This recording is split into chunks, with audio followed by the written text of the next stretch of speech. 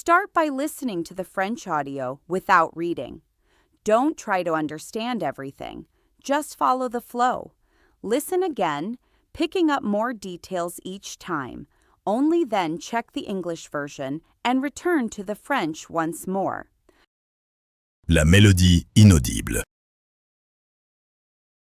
Dans les profondeurs humides d'un quartier oublié, là où les pierres sointent une mémoire plus ancienne que la ville elle-même, je découvris une mélodie qui n'aurait jamais dû être entendue.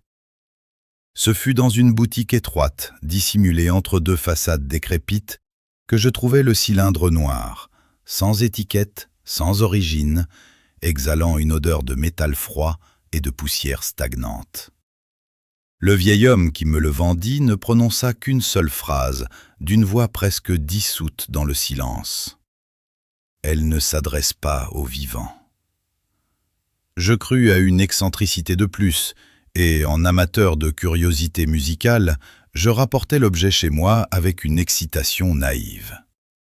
Le phonographe, pourtant robuste, hésita avant de lire le cylindre. L'aiguille trembla comme animée d'une volonté propre. Puis, le son advint. Ce n'était pas une musique au sens humain.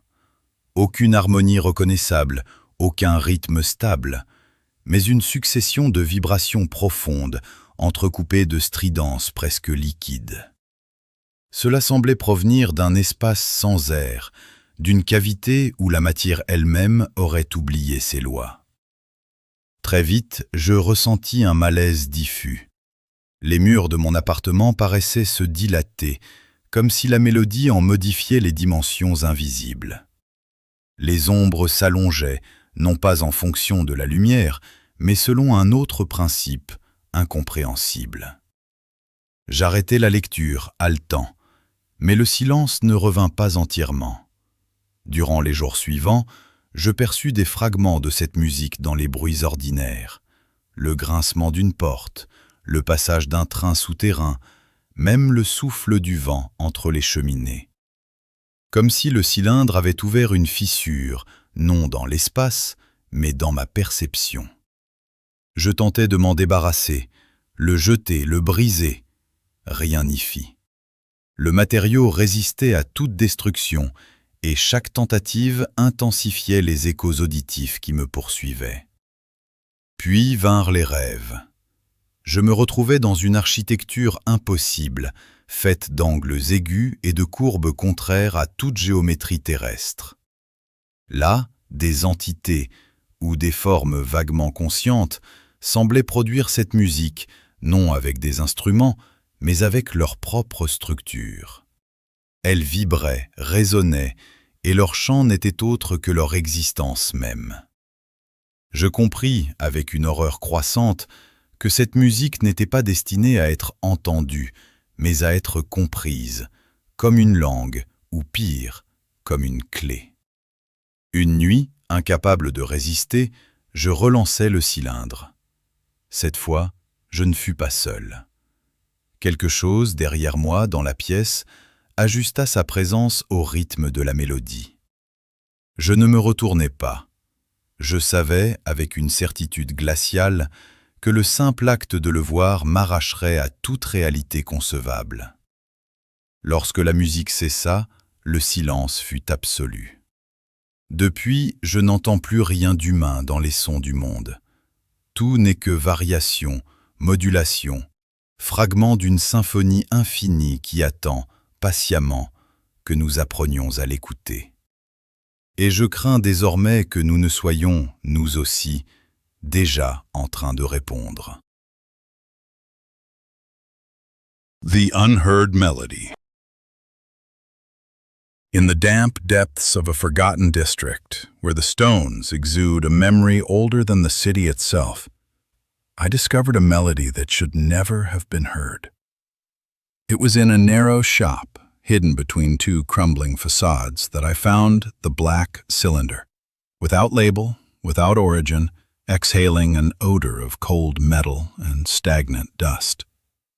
The old man who sold it to me uttered only a single sentence in a voice almost dissolved into silence.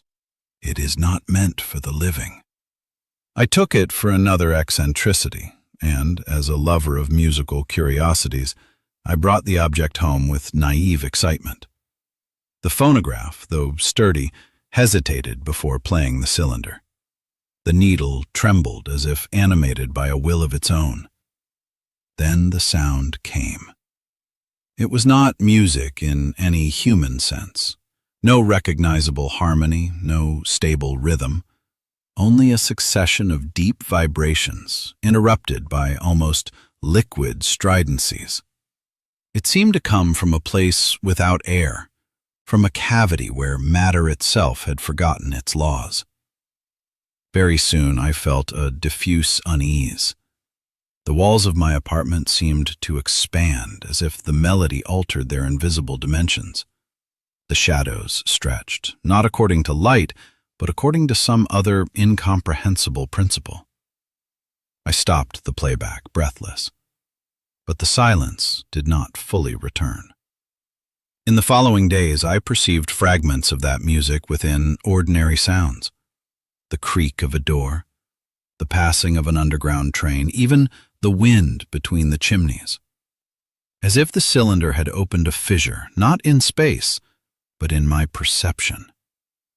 I tried to get rid of it, to throw it away, to break it. Nothing worked.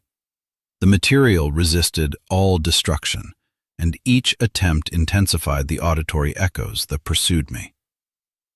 Then came the dreams. I found myself in an impossible architecture, made of sharp angles and curves contrary to all earthly geometry. There, entities, or vaguely conscious forms, seemed to produce that music, not with instruments, but with their very structure. They vibrated, resonated, and their song was nothing other than their existence. I understood with growing horror that this music was not meant to be heard, but to be understood, as a language, or worse, as a key.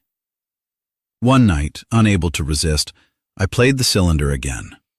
This time, I was not alone. Something behind me in the room adjusted its presence to the rhythm of the melody. I did not turn around. I knew with chilling certainty that the mere act of seeing it would tear me away from all conceivable reality. When the music stopped, the silence was absolute. Since then, I no longer hear anything human in the sounds of the world. Everything is only variation, modulation, fragments of an infinite symphony that waits patiently for us to learn how to listen. And I now fear that we are already beginning to answer.